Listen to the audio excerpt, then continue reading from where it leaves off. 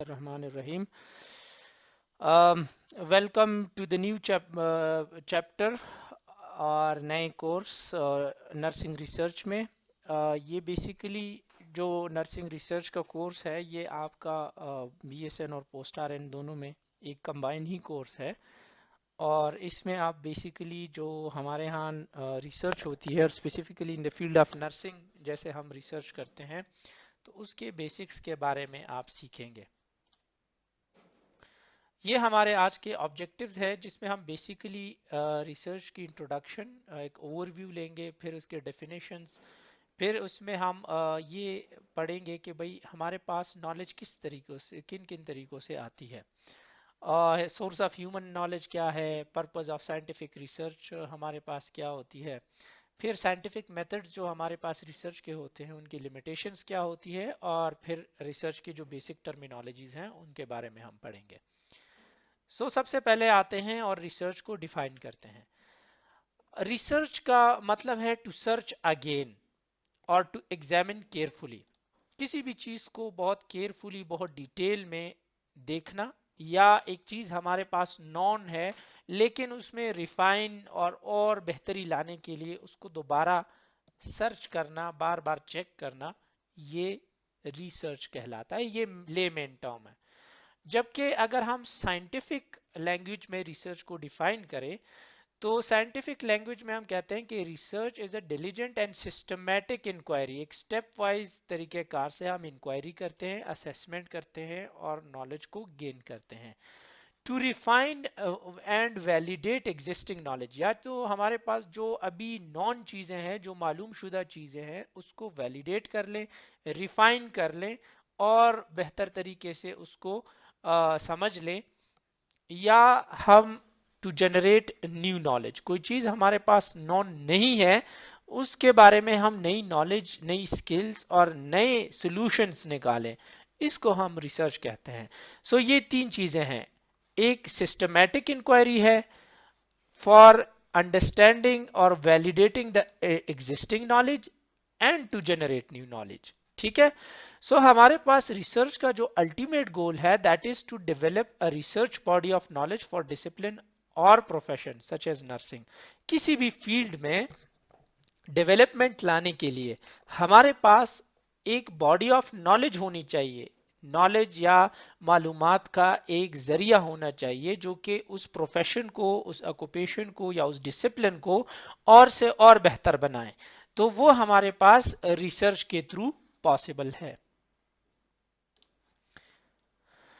Nursing research की जहां पे हम बात करते हैं तो nursing research is basically a scientific process. ठीक है। ये एक साइंटिफिक प्रोसेस है, सिस्टमेटिक तरीकेकार है, दैट रिफाइंड और वैलिडेट एग्जिस्टिंग नॉलेज, वही पुरानी बात, एंड जनरेट न्यू नॉलेज, फिर वही बात के या तो मौजूदा ऑलरेडी हमें जो चीजें मालूम है उसको रिफाइन कर लें, या फिर उसके बेस पे हम नई चीजें जनरेट कर लें।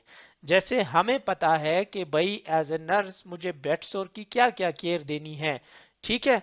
अब ये एग्जिस्टिंग नॉलेज है लेकिन इसमें कोई मॉइस्चराइजिंग क्रीम और ये टू अर्ली पोजिशनिंग और फिर इस तरह डूड्रम का लगाना और फिर इसके अलावा नए टेक्निक्स निकलना, या तो ये जो ऑलरेडी एग्जिस्टिंग चीजें हैं उसको वैलिडेट करना कि हाँ डू ड्रम ज्यादा इफेक्टिव है टू अर्ली पोजिशनिंग से, या टू अर्ली पोजिशनिंग ज्यादा इफेक्टिव है डू ड्रम लगाने से।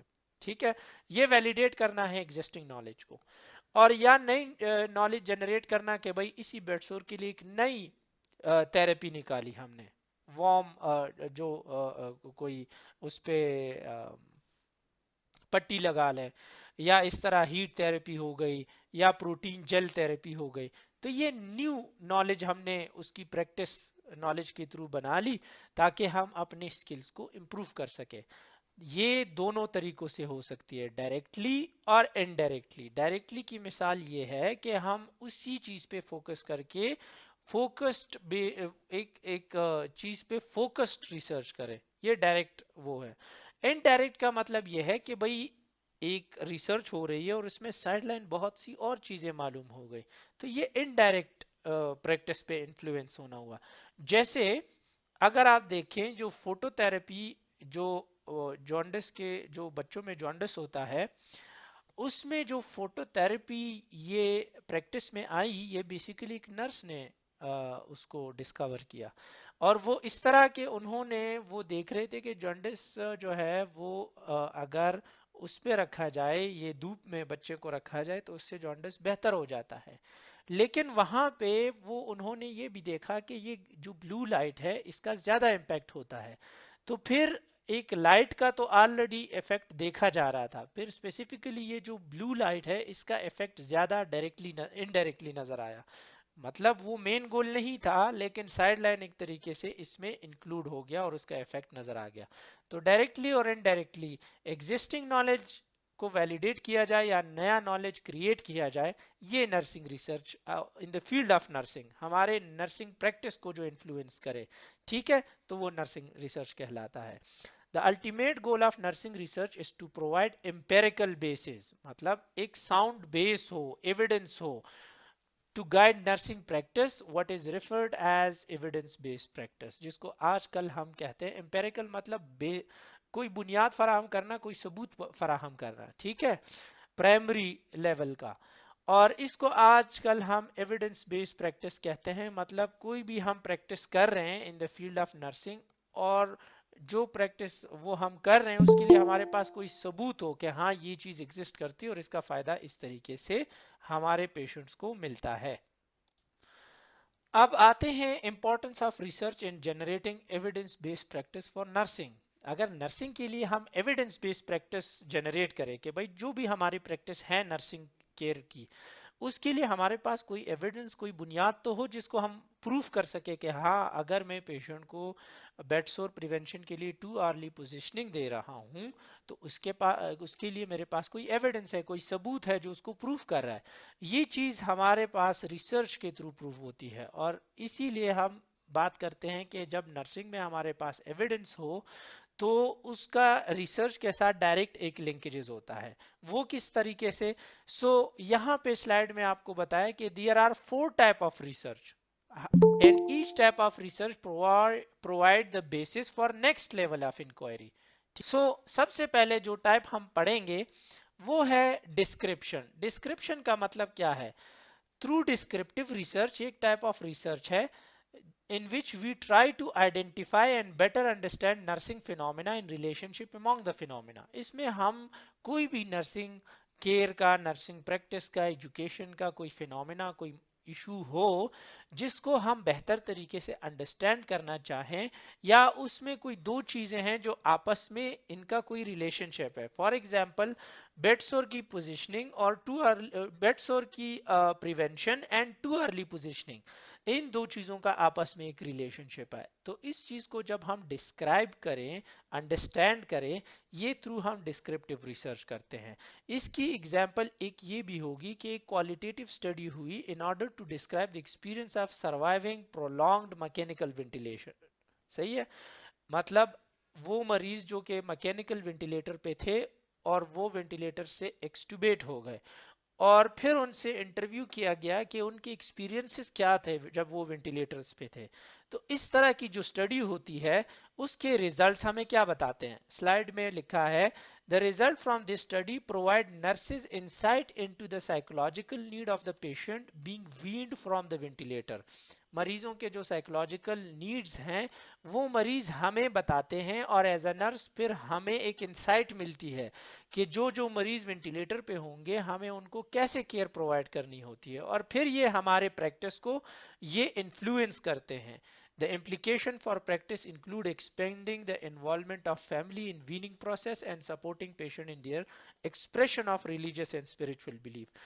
तो जब मरीज हमें बताते हैं कि उनको वेंटिलेटर पे बहुत सारी इन नीड्स की ज़रूरत थी और उनको साइकोलॉजिकल नीड्स उनके पूरे नहीं हुए थे, तो उसको पूरा करने के लिए एज ए नर्स अगर मैं फैमिली को इन्वॉल्व करूं और वो आके जो है वो मरीज के बेड साइड पे कोई भी रिलीजियस या स्पिरिचुअल प्रैक्टिसेस करे, मतलब कुरान की तिलावत करे, बाइबल पढ़े, या कोई इस तरह वज़ाइफ वगैरह करे, तो ये उनके लिए एक साइकोलॉजिकल और इनके लिए एक स्पिरिचुअल हीलिंग होती है।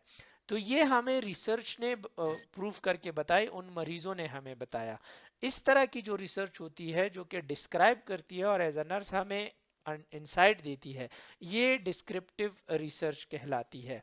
अब आपको पता है कि एज ए नर्स बहुत सारे लोगों का आपने सुना होगा कि वो कहते हैं कि मरीज वेंटिलेटर पे है, सीडेट रिलैक्स है, तो उनको ना कुछ सुनाई देता है ना कुछ वे महसूस करते हैं, क्योंकि उनके अपने सेंसेस तो चल नहीं रहे।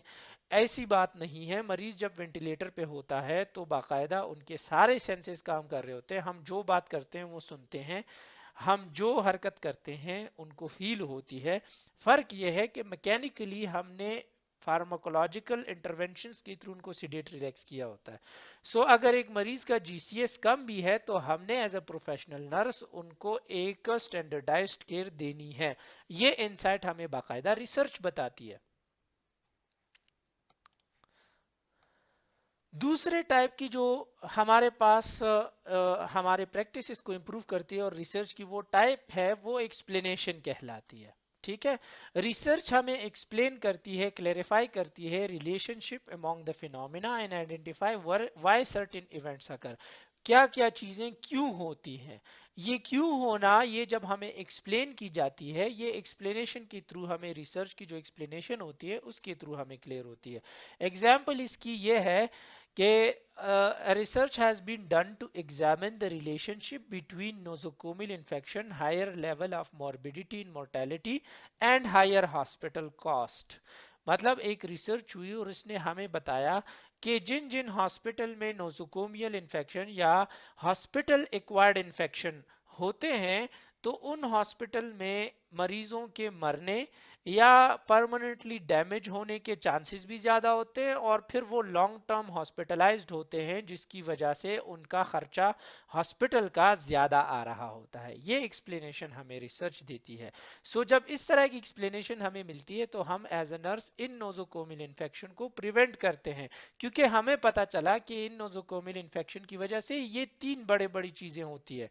या तो मरीज की जान भी जा सकती है, या फिर कोई परमानेंटली सुपर इन्फेक्शन वगैरह भी हो सकता है, या फिर इसके अलावा उन पे बहुत फाइनेंशियल कॉस्ट भी आ सकता है। तो एज अ नर्स हम उनको प्रिवेंट करने के लिए हाइजीन प्रैक्टिसेस और इन्फेक्शन कंट्रोल प्रैक्टिसेस पे अमल करते हैं।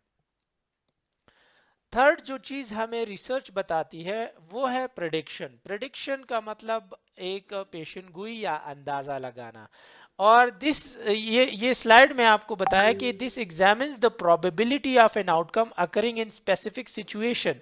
मतलब प्रेडिक्शन हमें बताती है कि एक सिचुएशन जो है, अगर एक स्पेसिफिक सिचुएशन होनी है तो उसका चांस क्या है, प्रोबेबिलिटी क्या है। मतलब आप में से खुदा ना खास्ता किसी ने मरीज को गलत मेडिसिन दी, ठीक है, अब वो मेडिसिन ऐसी है कि एक मरीज है जिसको एस्थमा है, ठीक है, दमे की बीमारी है, और उसको ब्रोंकोडायलेटर भी देना था, और जो बीटा ब्लॉकर्स थे नॉन सेलेक्टिव वो नहीं देने थे। दूसरे बेड पे उसके साथ ही एक कार्डिक पेशेंट था और उसको उसका जो है वो डोज बीटा ब्लॉकर का था। तो आपने गलती करके जो बीटा ब्लॉकर थे वो एस्थमा के पेशेंट को दे दिए, और जो ब्रोंकोडायलेटर थे वो उस कार्डिक पेशेंट को दे दिए। तो अब प्रोबेबिलिटी क्या है कि एक नॉन सेलेक्टिव बीटा ब्लॉकर अगर हम एक मरीज को दे दें, स्पेसिफिक सिचुएशन ये है कि उस मरीज को दिमा है, तो क्या हो सकता है, प्रोबेबिलिटी चांस ऑफ आउटकम क्या है, तो इसका मतलब उसको ब्रोंको कंस्ट्रिक्शन या फिर एस्थमेटिक अटैक हो सकता है। और ये चीज हमें रिसर्च ने प्रूव करके दिखाई है। तो ये प्रेडिक्शन हम रिसर्च बेस पे अपने प्रैक्टिस में करते हैं।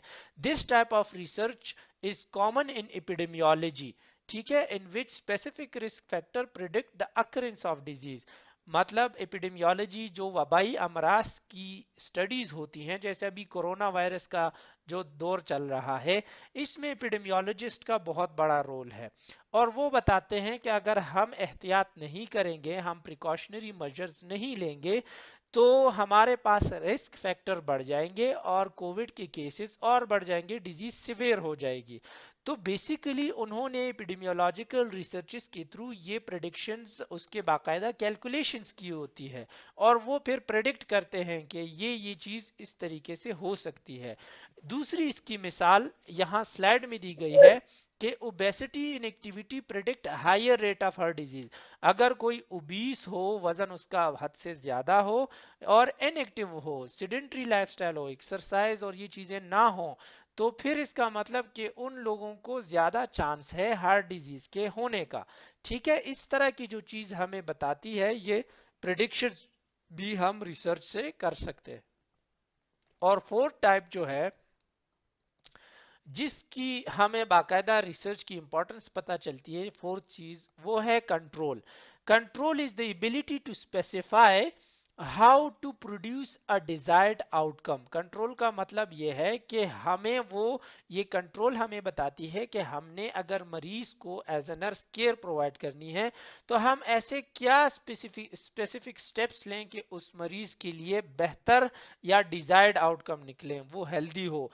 तो जो हम नेंडा की बुक से नर्सिंग केयर प्लान्स बनाते हैं कि भाई इनफेक्टिव ब्रीदिंग पैटर्न हो गया या फिर अल्टर्ड न्यूट्रिशन हो गया, ये सारी चीजें जो है बेसिकली ये हम प्रिडिक्ट करते हैं कि भाई अभी अगर एक पेशेंट का न्यूट्रिशन प्रॉपर नहीं है या ब्रीदिंग पैटर्न ठीक नहीं है, तो अगर इस पेशेंट को हम नेबुलाइज करें, उसको हाई प्रोटीन डाइट दें, तो पेशेंट की हीलिंग जल्दी होगी और उनका सेचुरेशन लेवल बेहतर होगा और वो हॉस्पिटलाइज्ड कम दौरानिए के लिए होंगे, बल्कि वो सेहतमंद होकर घर चले जाएंगे। तो ये जो कंट्रोल हमें बताता है कि किस, या आपके पास एक पेशेंट आया एमआई मायोकार्डियल इंफार्क्शन के साथ इमरजेंसी में, तो आपको पता है कि आपने मोना प्रोटोकॉल अप्लाई करना है। ठीक है, आपने उसी वक्त विदाउट डिले आपने मॉर्फिन, ऑक्सीजन, नाइट्रोग्लिसरीन और जो हमारे पास और एस्प्रिन दे दी। तो ये आपने उसी वक्त मरीज को दे दी, तो आपने जो मरीज का मायोकार्डियल इंफार्क्शन की जो सिवियरिटी थी उसको कंट्रोल कर लिया। ये जो कंट्रोल हमें एक डिजायर्ड आउटकम निकालने के लिए, लाइफ सेविंग कंडीशन के लिए हमें जो बताती है, ये रिसर्च बताती है। So control depends on prediction, कि हमारे पास प्रेडिक्शन हो तभी हम बेहतर कंट्रोल कर सकते हैं। For example, the incidence of heart disease is reduced when level of obesity and activity are control. हमारे पास हार्ट डिजीज की जो इंसिडेंसेस है, जो रेट्स हैं, वो कम हो जाएंगे अगर हम लोगों में ओबेसिटी को कंट्रोल कर लें और उनको रागिब कर लें कि वो इनएक्टिविटी को खत्म करके एक्सरसाइज, जॉगिंग, इस तरह की चीजें करें। When the people are normal weight and they do exercise, तो ये चीजें जब हम लोगों में उसको तरगीब दिलाएं, तो इस तरह की जो चीजें हैं वो उस डिजायर्ड आउट, जो जो प्रिडिक्टेड आउटकम है, जो हार्ट डिजीज है, उसको कंट्रोल कर सकती है। एंड अब हम पढ़ेंगे कि भाई ways of acquiring knowledge in nursing. हमारे नर्सिंग की फील्ड में हम किन किन तरीकों से नॉलेज गेन करते हैं। ये बात याद रखें कि नर्सिंग में आज तक ज्यादातर जो नॉलेज है, तकरीबन 60 to 70% नॉलेज हम दूसरे फील्ड से लेते हैं। फॉर एग्जाम्पल, हम मेडिकेशन की नॉलेज जो है वो फार्माकोलॉजी से लेते हैं, डिजीज की नॉलेज हम पैथोफिजियोलॉजी से लेते हैं, जबकि इस तरह बहुत सारे और फील्ड्स हैं, सोशल और कल्चरल इश्यूज की नॉलेज हम सोशियोलॉजी, साइकोलॉजी, इन चीजों से लेते हैं। ठीक है, हमारे अपने फील्ड की नॉलेज अभी पैदा होना शुरू हुई है, और जिसको हम नर्सिंग केयर प्लान्स और ये सारी चीजें हैं, ये तकरीबन 100 ईयर्स अराउंड हो गए हैं कि नर्सिंग में अपनी नॉलेज जनरेशन पे काम शुरू हुआ है। तो अभी हम बात करेंगे कि नर्सिंग में असल में हम किन किन तरीकों से नॉलेज लेते हैं। एक तरीका जो है हमारे पास बोरोविंग का कहलाता है। ठीक है, बोरोविंग का मतलब है किसी से कर्ज लेना, उधार लेना, गिरवी लेना, ये वाली चीजें। So borrowing in nursing involve the appropriation and use of knowledge from other field और discipline to guide nursing practice. Nursing practice को गाइड करने के लिए हम दूसरी फील्ड से जब हम नॉलेज ले, but difficult to set boundary, इसमें फिर बाउंड्री सेट करना मुश्किल हो जाता है। इसकी मिसाल ये है कि कल्चरली सेंसिटिव केयर। अब कल्चरली सेंसिटिव केयर मैंने कैसे देनी है, मैं जाहिर सी बात है फीमेल को एज अ मेल मैं कितना केयर दे सकता हूं। ठीक है, तो ये मुझे जो है वो उस कल्चर की जो एंथ्रोपोलॉजी, जो सोशियोलॉजी है, वहां से मैं वो उसकी नॉलेज लूंगा। ठीक है, अब फॉर सपोज आपको पता है कि पाकिस्तान में भी बहुत सारे ऐसे कल्चर्स हैं जिसमें अगर मैं एज अ मेल उनको केयर प्रोवाइड करूं तो वो इतने ज्यादा रिस्ट्रिक्टेड नहीं होंगे इस चीज पे। मतलब मैं अगर इंजेक्शन लगाऊं, मैं उनकी ड्रेसिंग करूं, सर्जिकल ड्रेसिंग, तो वो उस पे एग्री होंगे। कुछ कल्चर ऐसे भी होते हैं कि वो मेल नर्सिस को फीमेल पेशेंट को टच करने भी नहीं देते, कि वो उनको इंजेक्शन लगाए, उनकी सर्जिकल ड्रेसिंग करें। इवन बहुत सारे लोग ऐसे होते हैं कि वो डिमांड कर लेते हैं कि हमारे पेशेंट के लिए फीमेल डॉक्टर या फीमेल नर्स आए। ठीक है, तो ये जो हमारे पास कल्चरली सेंसिटिव केयर के बारे में जो नॉलेज आती है, बोरोविंग के थ्रू समझ लें, वो हम ले लेते हैं। ठीक है, दूसरी मिसाल जो है वो हमारे पास ट्रायल एंड एरर की होती है। ट्रायल एंड एरर का मतलब वो है कि जिसमें हमारे पास आउटकम अननोन है, and that is use in the situation of uncertainty in which other sources of knowledge are unavailable. जब हमारे पास बाकी नॉलेज अवेलेबल ना हो और हम अनसर्टिनिटी की सिचुएशन में वो एक प्रैक्टिस कर लें। फॉर सपोज मैं आपको अभी कोविड की एग्जांपल दे दूं, पिछले साल जो कोविड आया था, तो तब तक ना तो वैक्सीन बनी थी, ना कोई मेडिकेशन, ना कोई ट्रीटमेंट थी। तो कुछ लोग साइंटिस्ट ये कह रहे थे कि अगर हम जो है एंटी मलेरियल ड्रग देंगे मरीज को तो उनसे फायदा हो सकता है। धड़ाधड़ लोगों ने एंटी मलेरियल ड्रग देना शुरू की, खुद भी लेना शुरू की, और मार्केट में उसकी शॉर्टेज हो गई। तो वो अभी तक मतलब वो एविडेंस बेस से प्रूव नहीं हुआ था, और लोगों ने ट्रायल एंड एरर के बेस पे चलो ले लो, इसमें कोई मसला नहीं है, हो गया बेहतर, फायदा हुआ तो हुआ, नहीं हुआ तो नहीं हुआ। फिर कुछ लोगों ने एंटीबायोटिक्स पे वो कुछ ने एंटीवायरल, और बहुत हेवी हेवी एंटीवायरल लिए, और ऐसे कि उसमें हमारे पास आउटकम अननोन था। तो आपने देखा होगा कि बहुत सारे ऐसे लोग जिन्होंने एंटी मलेरियल ड्रग लिए थे, उनको तो कार्डिक एरिथमियाज भी रिपोर्ट हुए थे, क्योंकि एंटी मलेरियल ड्रग की एक ये साइड इफेक्ट भी है। ठीक है, तो ये ट्रायल एरर है जो हमने उस वक्त अपनी नॉलेज के लिए एक्वायर की थी कि शायद ये इस तरीके से काम करे। This but the time and patient health are on risk. इस तरीके के नॉलेज को जब हम एक्वायर करते हैं, इसमें हमारे पास टाइम का भी पता, हम टाइम भी वेस्ट कर लेते हैं, अक्सर हम वो स्टेप कर लेते हैं, लेकिन हम वो टाइम वेस्ट ही करते हैं और कुछ नहीं, उसमें फायदा नहीं आता। और दूसरा ये कि मरीज भी रिस्क पे हो जाते हैं। तीसरा तरीकाकार हमारे पास रोल मॉडलिंग का है। हम बहुत सारे, आप में से भी बहुत सारे ऐसे लोग होंगे जिन्होंने अपने लिए अपनी ही प्रोफेशन में या जिंदगी में किसी को रोल मॉडल बनाया होगा, और उनकी हरकत, उनकी ड्रेसिंग, उनकी प्रोफेशनलिज्म, इस चीज को वो नोट करते हुए, इमिटेट करते हुए उनके बिहेवियर को कॉपी करते हैं।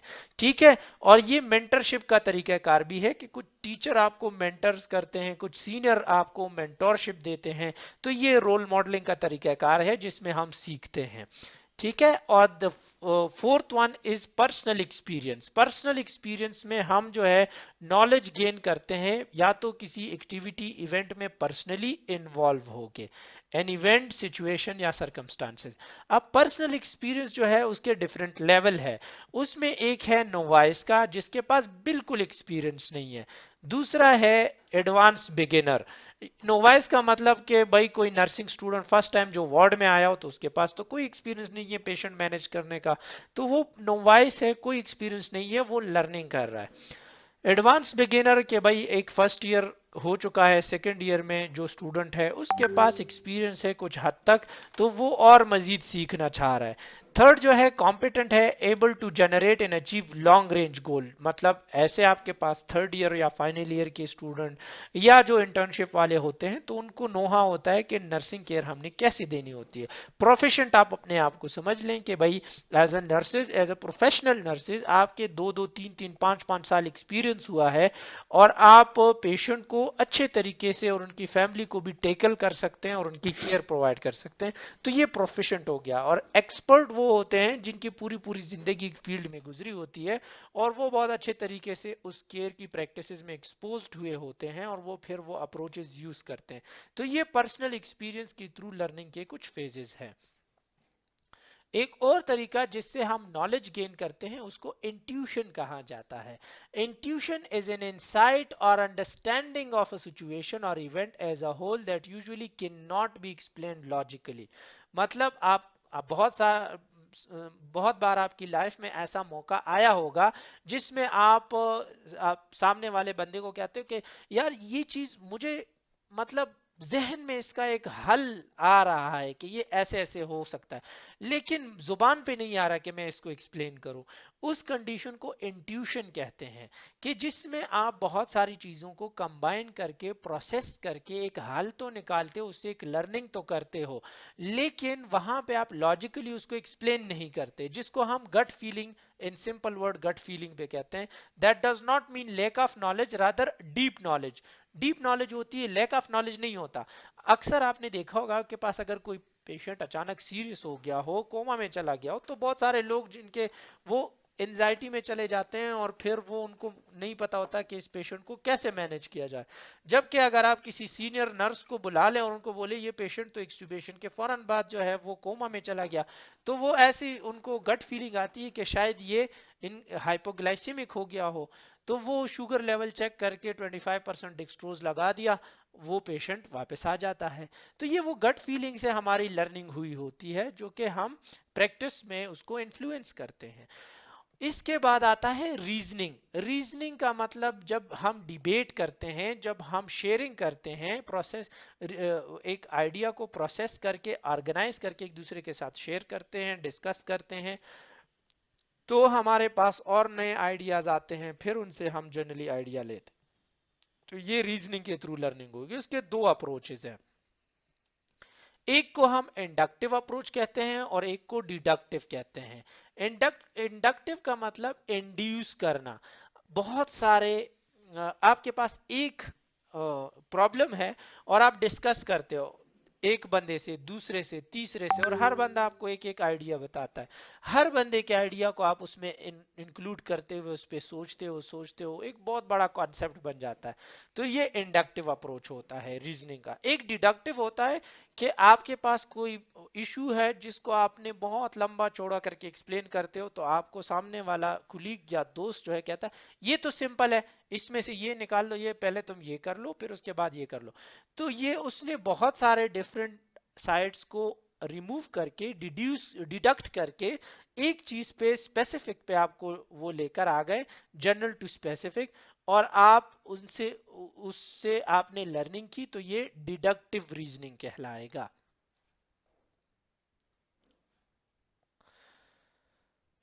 अभी हम आगे पढ़ेंगे नर्सिंग रिसर्च की प्रायोरिटीज के बारे में, कि नर्सिंग रिसर्च की प्रायोरिटीज है क्या, क्यों नर्सिंग रिसर्च करते हैं और उसकी वजूहात क्या है, इसकी इंपॉर्टेंस क्या है हमारे फील्ड में। तो इसमें हम basically we do nursing research to improve nursing as a profession. अगर एक प्रोफेशन में, एक फील्ड में अपनी नॉलेज पैदा होती है, वो और एडवांस होता जाता है, तो वो एक प्रोफेशन के तौर पे वो उभर के सामने आता है। आपको अभी तक मतलब बहुत सारे लोगों से आपने सुना होगा, कभी वो नर्सिंग को ऑक्यूपेशन कहते हैं, एक पेशा पेशा कहते हैं, कभी उसको प्रोफेशन कहते हैं। ठीक है, तो ऑक्यूपेशन और प्रोफेशन में बहुत बड़ा फर्क है। तो जब नर्सिंग में अपनी नॉलेज, ऑक्यूपेशन वो होता है जिसमें अपनी नॉलेज नहीं होती और वो फिर उसके अपने ग्राउंड बेसिस नहीं होते, फाउंडेशन नहीं होता। जबकि प्रोफेशन वह है कि जिसके पास अपनी नॉलेज की फाउंडेशन और बेस होती है।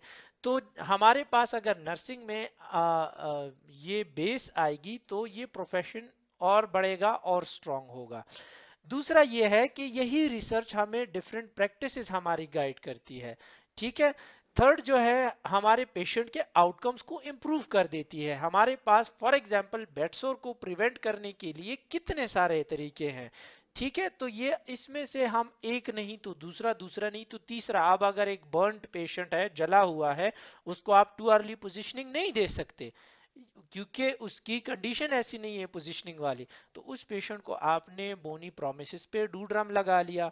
ठीक है, तो वो पेशेंट, उसके आउटकम इंप्रूव होंगे। तो इस तरह मल्टीपल आपके पास केयर के प्रैक्टिसेस अवेलेबल हों, तो पेशेंट के आउटकम अच्छे से अच्छे आएंगे हमारे पास। इसी तरीके से रिसर्च हमारे पास नर्सिंग एजुकेशन स्टैंडर्ड्स को इंप्रूव करती है और अपनी एक नॉलेज डेवलप करती है। ये रिसर्च के तरीकेकार हैं जो कि हमारे फील्ड के लिए बहुत इंपॉर्टेंट। नर्सिंग रिसर्च की प्रायोरिटीज में हमारे पास to evaluate and improve nursing care based on new and credible knowledge. नई नॉलेज आती है, क्रेडिबिलिटी उसकी होती है, तो वो हमारे नर्सिंग केयर को इम्प्रूव करती है, एविडेंस प्रोवाइड करती है हमारे नर्सिंग केयर को, एक सबूत जिसके बेस पे हम वो प्रैक्टिस कर सकें, क्वालिटी को इम्प्रूव करती है और cost of treatment and care को कम कर देती है। और इसके साथ साथ ये प्रोफेशन को कंटिन्यूस ग्रोथ फराहम करती है। It helps nurses to achieve own professional identity, nurses को प्रोफेशनल आइडेंटिटी दिलाने में इसका बहुत बड़ा रोल है। नर्सिंग रिसर्च का एक खास प्रोसेस है, जिस तरह हमारे पास नर्सिंग केयर प्लान का एक प्रोसेस है, इस तरह नर्सिंग रिसर्च का भी एक प्रोसेस है। और नर्सिंग रिसर्च का प्रोसेस ये इन स्टेप्स पे मुश्तमिल है। इसमें हमारे पास सबसे पहले कि रिसर्चेबल प्रॉब्लम क्या है, हम रिसर्च किस प्रॉब्लम पे कर रहे हैं। पहले तो हमारे पास प्रॉब्लम होना चाहिए। फॉर एग्जांपल नोजोकोमिल इन्फेक्शन की मिसाल ले लें कि भाई हॉस्पिटल में हॉस्पिटल एक्वायर्ड इन्फेक्शन बहुत ज़्यादा है और हो जाते हैं। एक हॉस्पिटल में मरीज जो है वो बोन फ्रैक्चर के साथ आता है, लेकिन जब वो हॉस्पिटल में 3-4 एडमिट होता है तो पता चलता है कि उसको तो इन्फेक्शन भी हो गया।